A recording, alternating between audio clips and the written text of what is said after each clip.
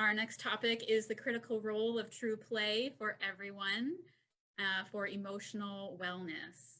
Terry Warburton will also be presenting on this topic, and I want to welcome any new viewers. We're glad you've joined us. I will introduce Terry again for those who have just started watching. Terry has worked at Recovery of Hope in Winkler as a counselor for 19 years and is now the clinical director as well. Over the years, Terry has trained extensively with Dr. Gordon Neufeld and the Neufeld Institute. Based on this relational and insight-based approach, she believes that each of us has the capacity to achieve our full developmental potential when conditions are right. She thoroughly enjoys walking with others on their path to healing and emotional health.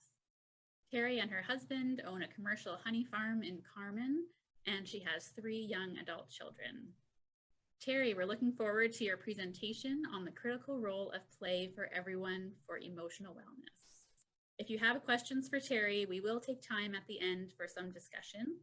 So please put your question in the comments or email mentalhealthweek@mymorden.ca. Terry, you're on. All right. Thank you again, Stephanie, for the introduction. And welcome to those who are joining, and welcome back to those that joined us for the first part. So we began by starting to talk about the role of our unpleasant emotions in our emotional wellness. And we are going to move on to talking about play, which is, will lighten things up a little bit here. So I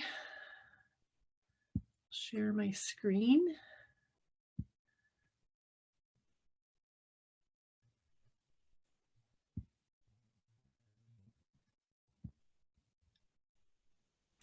All right.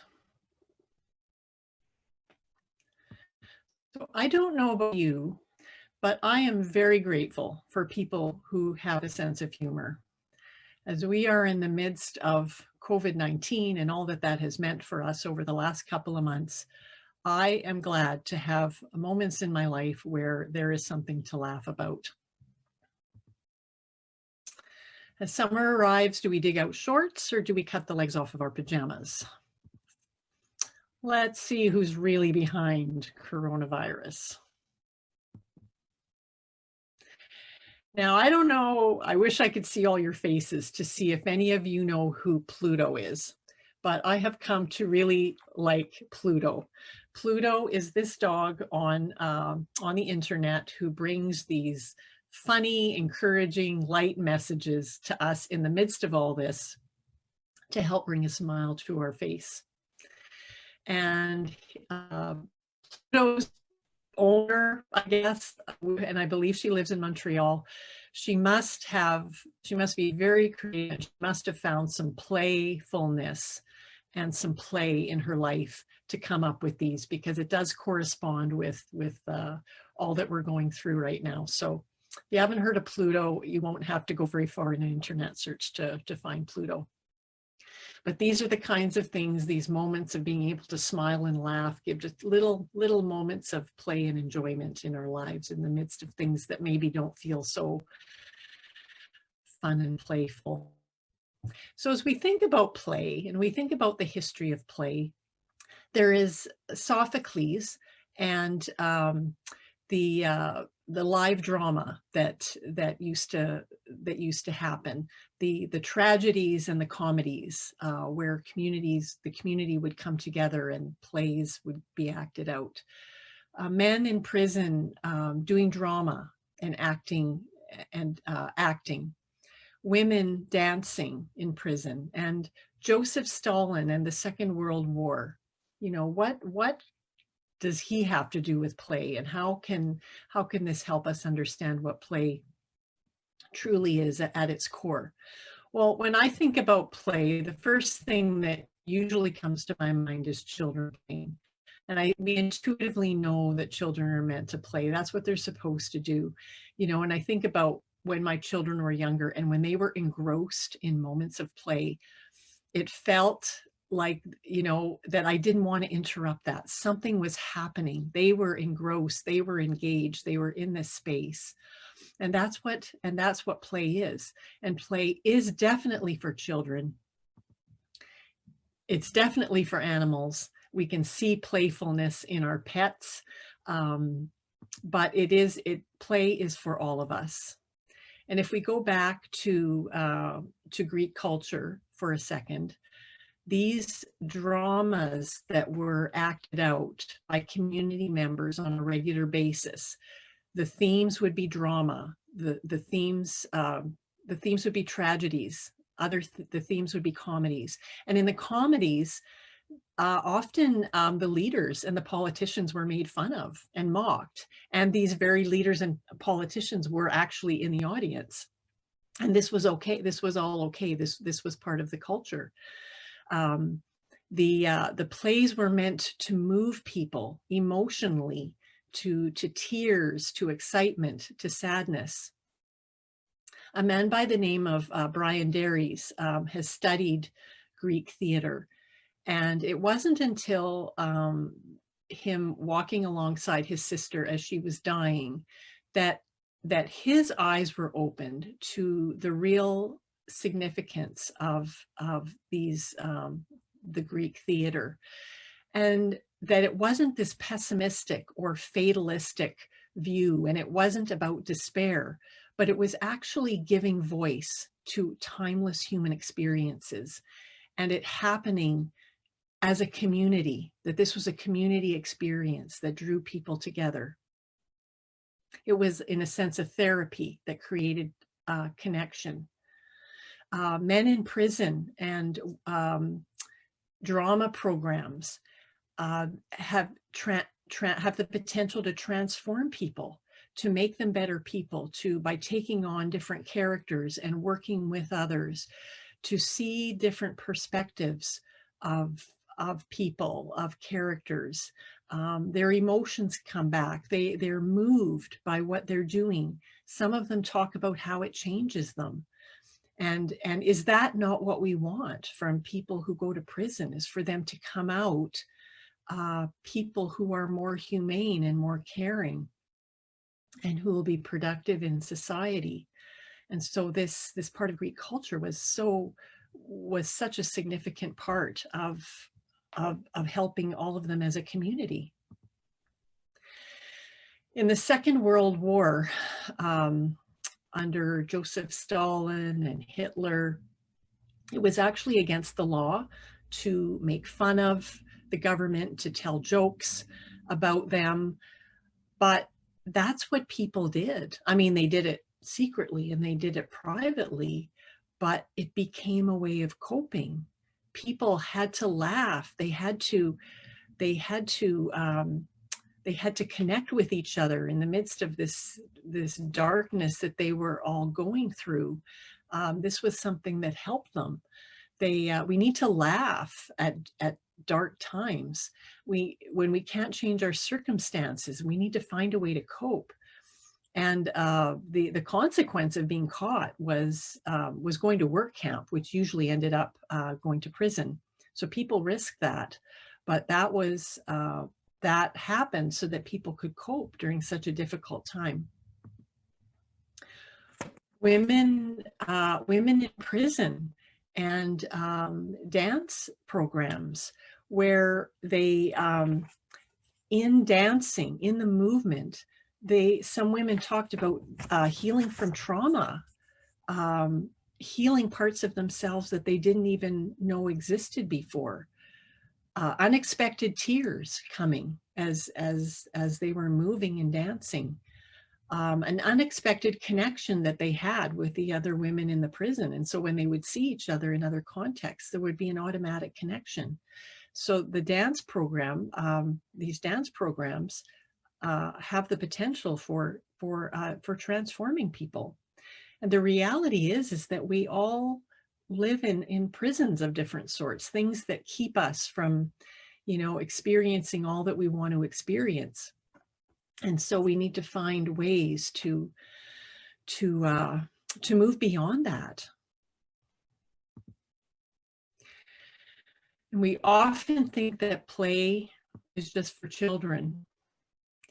And I haven't always understood all of the neuroscience behind play. I certainly have learned a lot in most recent years. And the wonderful thing now is that we can study the brain in a way that we couldn't before. But quite a few years ago, I was working with a little guy, a 4-year-old, who was in foster care. And I was visiting him and his foster mom. And foster mom was talking about how he played aggressively with these big plastic dinosaurs to the point where he would sometimes injure himself a little bit, not on purpose, but just as the dinosaurs were fighting with each other. And so when you look at that, you know, from a certain perspective, well, is that just what children do? They just fill their time, you know, playing with these animals, or is there something more behind it? And when we understand the neuroscience of play and why we need to play for our emotional health, we see that there is much more behind it. And I'm gonna come back and talk a little bit more about that situation. But although play encompasses all kinds of things, today the focus is particularly on how it can help us, how it can help our emotions move, and which then ultimately helps our own sense of emotional wellness. So we're not meant to grow out of play. Children play. We as adults need to play. Play will probably look different for us at times, but it is still very important. Now, if you have not, I highly recommend the movie Christopher Robin. If you haven't seen it, I recommend that, you know, maybe you have a movie night sometime soon and you watch it. And it's children can watch it. It's a good movie, but the message for adults is so profound. And the story of Christopher Robin, when he's a child, in his imagination, he creates these characters. It's where Winnie the Pooh and Tigger and Piglet and Eeyore came from, and he interacts with them, and they have all these adventures. And but what happens is, as he gets older, he loses his play, and you see that happening. The character,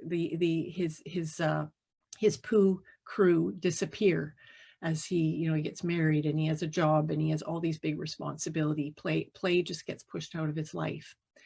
And because the movie was so moving to me, afterwards I actually had to go out and buy the Pooh crew characters based on the movie. And my screen up here in the corner is kind of small, but they're behind me. I don't know if you can see them on the bookshelf there, but I also wanted to take a picture of them so that you could see them. They remind me to keep bringing play back in my life, because I might be like many of you. Other things in life tend to crowd it out, and I need to be reminded. So one of the things we do know about us as human beings is that we have 3 basic drives. We have the drive to work, which is the key to accomplishment. We have the drive to love, which is about attachment, and it's where we find our the key to fulfillment. And also there's a drive in us to play, which is the key to realization. So self-realization. So we can have a relatively meaningful life, by working and feeling like we've accomplished things and having significant love attachments in our lives. But we will not get to a place of self-realization without play and without making room for play in our lives. So let's look a little bit more about the nature of play. First of all, it's instinctive. It refers to an inborn impulse to act that is deeply rooted in our brain. It's not something we learn. It's in us. Now, we can certainly learn how to play different things, but the impulse is in us. It's one of 3 primary drives that power our thought and action. And if we compare it to our dreams, both are a playground for emotion. REM, sleep, and play share a common evolutionary path. And I know later today there's a webinar on sleep, which I am really looking forward to. And sleep is so critical to our emotional wellness, our physical wellness as well. But it is in sleep that our brain works through the emotions of the day, digests them, And in a sense, good sleep is like good therapy. And REM sleep, I mean, sleep and play share a common evolutionary path, and they are both a form of rest. So compared to rest, similar to rest in that both are purposeless, non-instrumental activities, and thus the opposite of work. Rest is a prerequisite for play.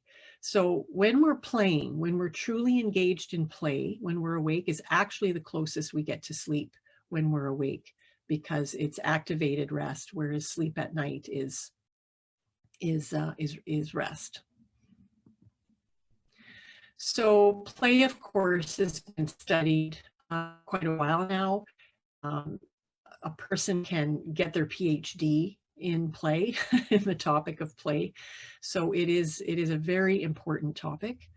But some of the things, as it is studied, when adults have been deprived of play, a lack of vital life engagement, diminished optimism or depression, stuck in a rut feeling about life with little curiosity or exploratory imagination to alter the situation, tendency toward temporary fixes, alcohol, excessive exercise, or other compulsions, a personal sense of being life's victim rather than life's conqueror.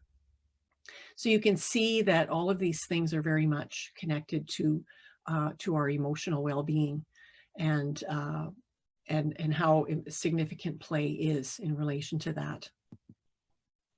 So some of the benefits of play: resilience, flourishing, thriving, becoming adaptive, empathy, maturity, emotional regulation, self-realization, increased sense of safety, decrease in bullying, increased sense of connection, emotional and physical health, creativity, and problem solving. Those are all the fruit of play, the fruit and benefits of play, which are so profound. So what is play exactly? Well, because we use that word a lot, we're going to go, I'm going to go play hockey, or I'm going to go play a game. So true play is, first of all, it's not work. So what is work? Work is something that's outcome based. So anything that has an outcome that's attached to it is actually not true play. So for example, if I want to go out and I'm going to go play a basketball game, if my goal for the game is I have to win, then it's not play, because then it's work. There's an outcome. But if I'm going to go and just play with some friends and we're having fun, and the only outcome is that we're spending time together and enjoying ourselves, then that could be play. Same thing with a board game. A board game could potentially be play if everybody is enjoying the experience. But if the goal of the game is to win, and there are people who really want to win and they're very competitive, it's not play. Now, it can be a great thing to do. It can be fun. It doesn't mean it's not a good thing to do, but it doesn't fall into that category of play. Because as soon as somebody's feelings are hurt, it's not play anymore. Because play also needs to be safe. So play is not work. Play is not for real, which means any consequences of play do not have negative repercussions in the real world. It's all in the realm of play. And play is primarily expressive, which means it comes from the inside out. It's something that's coming out of us. It's expressive. When we sit down and watch a movie, or go on a Netflix binge or something like that, that's entertainment. That's something, we're looking to something outside of us to come into us. So that's not actually play. Play is expressive, and it's also engaging. It also needs to be in the context of safety. We are not able to play if our alarm is up. In fact, we can be engrossed in play, or a child can be very engrossed in play. But as soon as the alarm goes up, something happens, it's not play anymore. And there needs to be the freedom to play. And another significant piece about play is that there's a beginning and there's an end, because there is work to be done. We cannot play all the time. Play is meant to be a break from work. And so play needs to have parameters of there being a beginning and an end. And there are signals to those parameters. In fact, with animals like dogs, for example, there's that play position where you can tell, usually their paws are down low and they're in this position that I'm ready to play. That's the play position. And it's pretty typical for most mammals, but that's the cue. And so even as adults, we have cues to play, whether it's tone of voice or expression on our face or whatever that might be. When we are engaged in true play, the brain is firing in all kinds of amazing ways.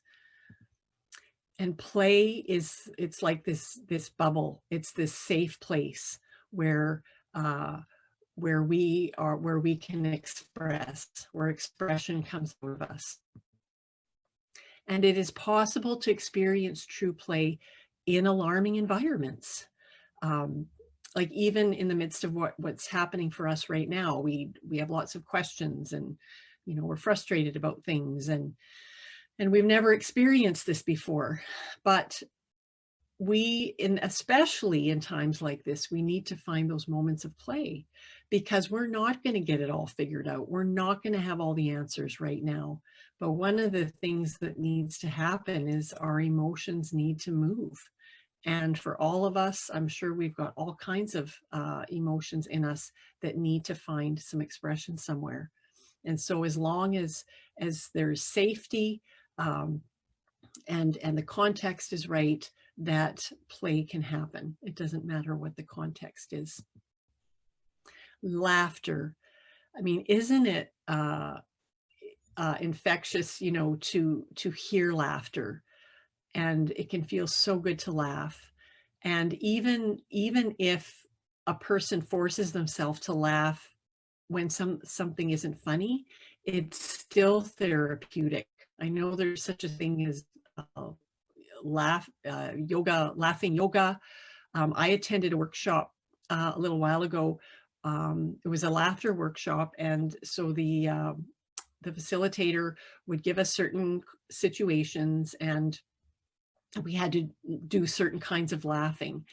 And even if we weren't laughing because it was funny, and after 45 minutes of that, she actually asked us, she says, how do you feel? The body is at rest. There's something that happens when we laugh, and laugh can definitely be part of play as well. So the trouble with play, unlike sleep, which is another kind of rest, which is sleep, which is not automatic and irresistible. Play is finicky, and it can be easily derailed and squeezed out by competing activities.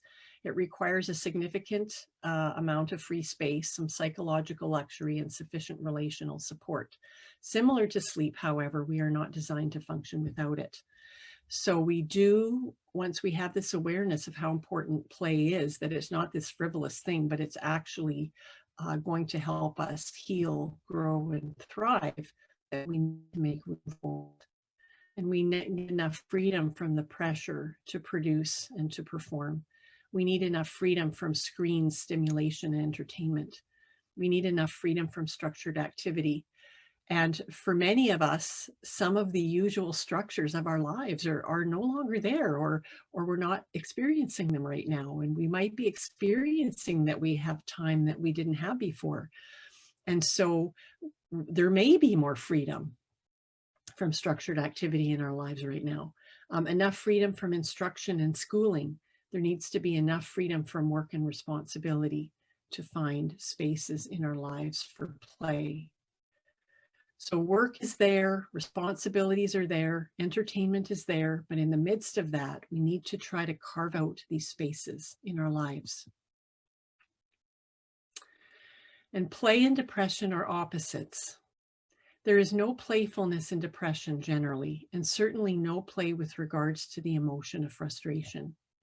Depression is about emotional stuckness. Playfulness is all about emotional movement. When we're feeling depressed, we do not feel playful. People might try to engage us into doing something fun and playful, but it's not in us. And when our children are sick, or when somebody's sick, for example, or even an animal, you know, and there's no play, it's just pathetic, and you're so worried, and all of a sudden, you know, for a child, you'll see this little, you know, this little smirk, or you know, crack a little joke or whatever. It's like, oh, there's this sense of relief, right? There's a little bit of play there, which is an indicator that things are getting better. And so play, although it might feel when you're depressed, it doesn't feel like there's any play in you. It is a significant answer to not feeling depressed. So back to my little guy and his dinosaurs. This little guy had been through things that no 4-year-old should ever have had to experience. And because of that, he had all kinds of frustration and aggression in him that needed to move. And the emotion will go somewhere. And even if we try to stuff it away, it doesn't go away. It will come back somehow. So this little guy, he generally wasn't an aggressive kid, but boy, was his play aggressive. And these dinosaurs would beat on each other, and he needed to do that. That was his therapy. That helped him. That was an arena where that frustration and aggression could come out. And it was interesting because the foster mom and I were talking about this, about how much he needs to play. This is important for him. And she said to me, she said, so I guess that I shouldn't be trying to help him to get the dinosaurs to be kind to each other and to apologize to each other. And I said, well, no, not right now. That will come down the road when there's next steps there. But this little guy, he needed to play out that frustration and aggression. And the dinosaurs were a great way to do that. So back to Christopher Robin. His play came back to him. These little characters, they decided that Christopher Robin needed him, and they came back to him in his adult life. And when that happened, he found meaning at work. He found meaning as a parent. He found meaning in his relationship. He found play, and he found a quality of life that he didn't have before.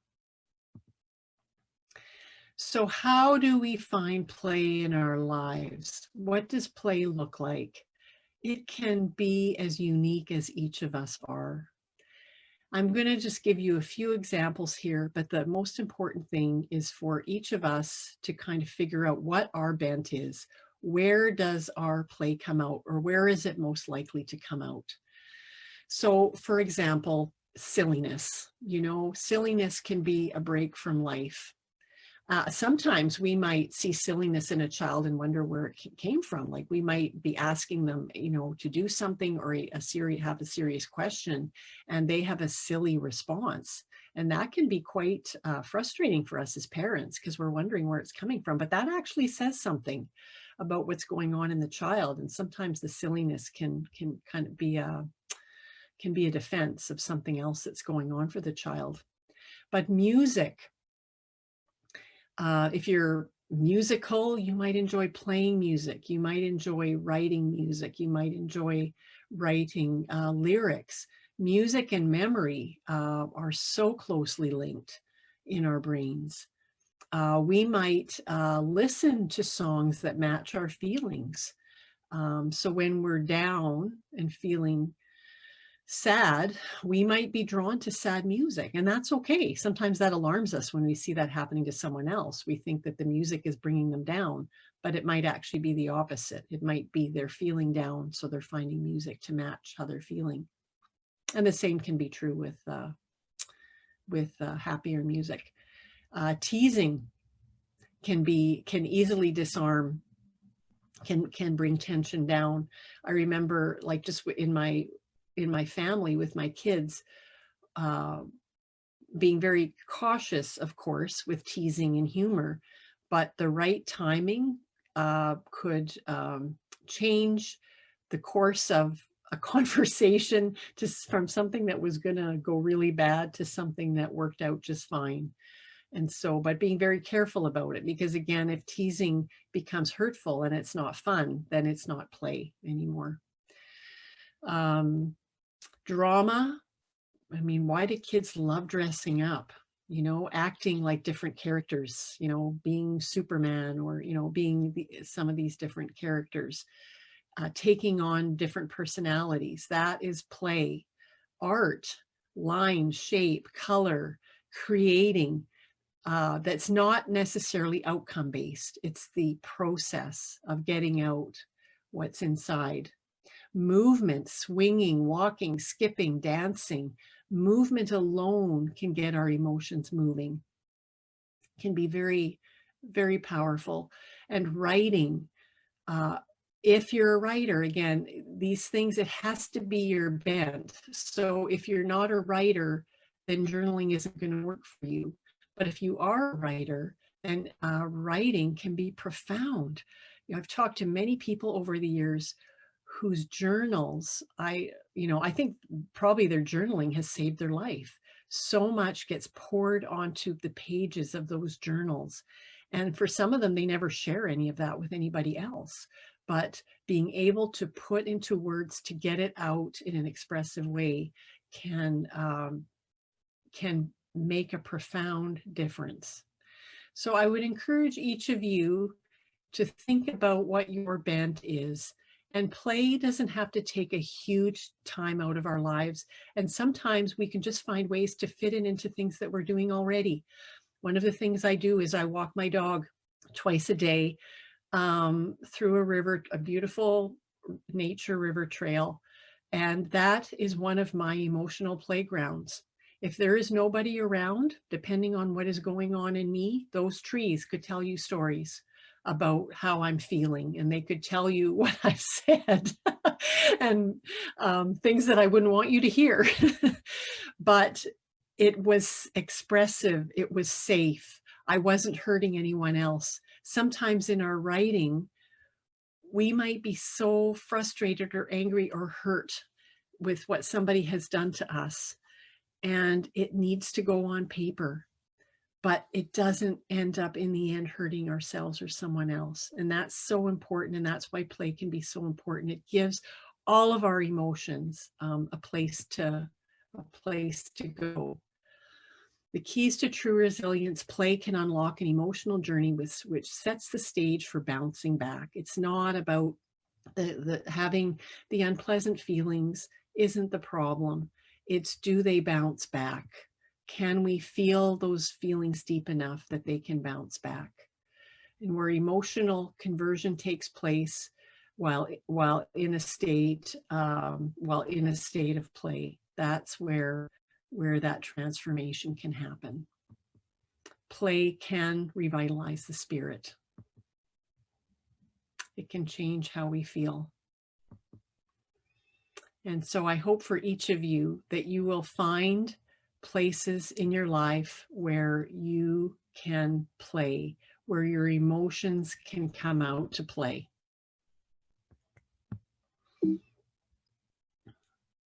Thank you, Terry, for that. That's very encouraging and uplifting to think about how we can incorporate play in our lives.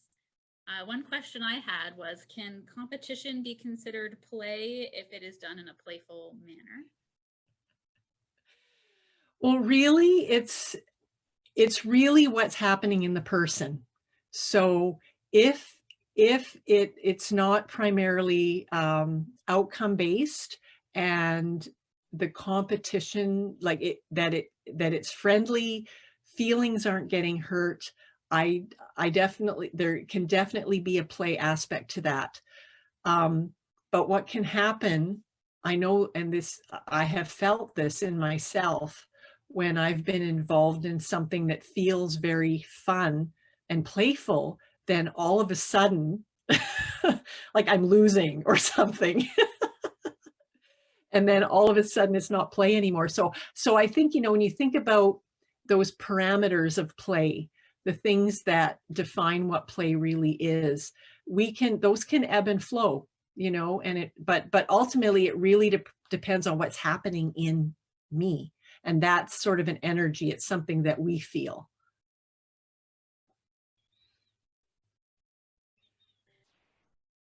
It seems like life is often too busy or too stressful to make room for play. How does a person make time for play? Mhm. When I first started understanding the developmental role of play, my first reaction was, I don't play. I don't know how to play. I never did play. Then when I kind of learned more about, these, what defines this kind of play, I realized, okay, I do play. A lot of my play, especially in our family, is through words and teasing. And for example, so I think what I'm trying to say is that it can be integrated into things we're already doing. And in fact, we might even be doing it more than we think we are. So for example, I go for a walk anyway. Sometimes it's a play, I am at play. My emotions are at play. Sometimes I'm not. My oldest daughter had a really severe breakup. I don't know, about a year ago. It blindsided us. For her, it was one of those rogue waves, and we were all shocked. And one of the ways we handled it in our family was through sarcasm and humor, just sitting in the living room. Corner Gas, where every time they say the name of that town, and I forget the name of the town, but they spit. I know what you're all, if I could see you, you would tell me the name of the town. We did that every time this ex-boyfriend's name came up. We would all just do that. And we would talk about, the reasons he gave to break up, which were really ridiculous. So, and some people might look at that and go, oh my goodness, like that's so immature, like that you would talk about that. Like you should be mature and you should like have it worked out or whatever. But the thing is, it was playful because nobody was getting hurt. And we had room to express our emotions because we were all devastated by this. We were all blindsided. We all had our different layers of grief. And so this was a way to express it. And because we did that, it never came out anywhere else. And this individual would never know, and he wasn't hurt by it. But we all needed a place because we had all kinds of foul feelings in us that had to go somewhere. So chances are people already have playgrounds in their lives that they don't even know. And it can be implemented in what you're doing already. For me, driving by myself in a vehicle on the highway, I might just crank that music so loud, and that is play for me. I'm just sort of engrossed in this experience. And I should say this, and I kind of alluded to it in my talk, but play isn't always fun. If you notice the parameters of play, fun was not one of the qualities of it. Like that little guy, when he was playing with his dinosaurs, that wasn't fun. That was serious work for him. So sometimes our play is it's not fun. Our emotions are moving and they're doing their work, and it's done in the safe context, but it's not actually fun. Fun is not one of the criteria for true play. Thanks. That's a great answer. A reminder, if anyone else has a question, feel free to email mentalhealthweek@mymorden.ca or comment on the video. I had another question, and that is, I've been thinking about physical activity guidelines, and we're supposed to get 150 minutes of physical activity within the week, moderate to vigorous. Do you think there will be guidelines coming for how much play we should get a day? And do you think there'll be apps for that to track our play or things like that? Wow. I think I don't think it'll ever come out like, like the food guide and, the number of steps and that kind of thing. I think in certain groups where there's a higher awareness of how important all these aspects are to our emotional wellness. Because really today, like I look at the topics and it's like, this is a holistic approach to emotional wellness. Like it's not one thing. And I encourage everybody to stick around and take in all the workshops today. So I think there are people who are very aware of this, and I mean, it's hard. It's not so much about putting an amount of time on it as those brackets, right? Creating that break from work and from responsibilities. It would be wonderful to live in a culture that has that as a value. But I think as a culture in general, we're very work oriented. We define success in terms of what we accomplish. So hopefully the rest of us who know different, because you can, I think if you play hard, you're actually going to work much better and you're going to be able to accomplish much more. So they both go together. But I don't know if you're going to be seeing guidelines out there in relation to how to do that. But it is interesting, just thinking about this, even with the physical distancing, you see people playing with that, right? Like doing the foot, banging the foot or doing the elbow, which is apparently too close because it's not 6 feet, right? But even in the midst of other criteria that we have to live under, we can find our play with that.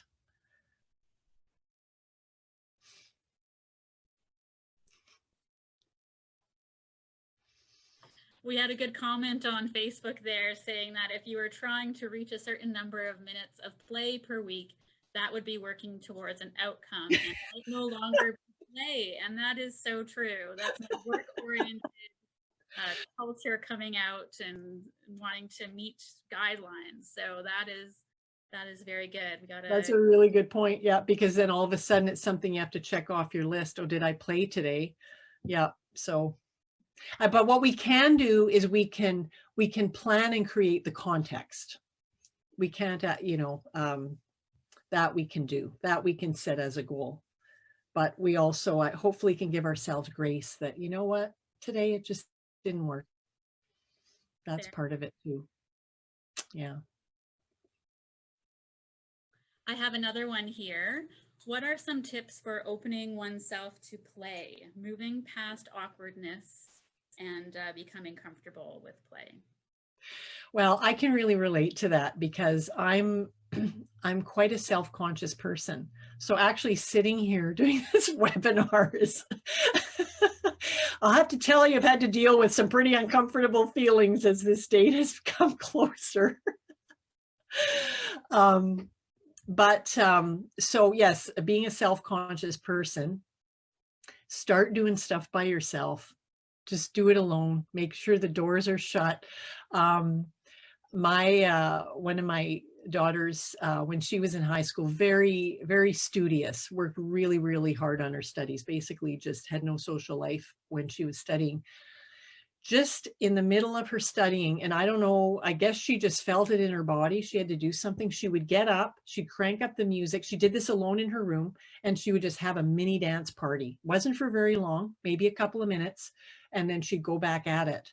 So any of us can do that, turn on the music, have a little mini dance party.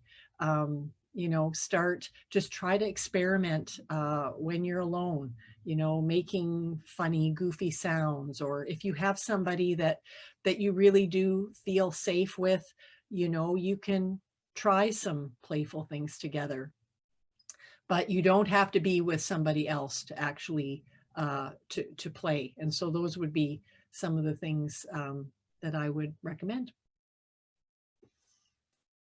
That's great. The scene that comes to my mind is in a Friends episode where Phoebe is running crazy and kicking her legs all over the place, and her friend Rachel is embarrassed and doesn't want to be seen with her. And then eventually she decides to to give it a try and be crazy, and just finds it very freeing, although she ends up running into a horse. But yeah, you can see how liberating it is, but it's hard to get past that, like, what do people think of me kind of thing. Yeah. Start where you don't have to worry about the self-conscious piece, because that is, because then it's not safe, right? If we're self-conscious, then all of a sudden the alarm is up, it's not safe, and it's not playful. So so we need to create that for ourselves. So I want to thank you for the opportunity to be with you today. And I really do look forward to seeing you people for real in person one of these days soon. And I'm just going to move to the back row now and enjoy the rest of the workshops. Thanks so much, Terry, for sharing your expertise and wisdom with us. I think we'll take that with us.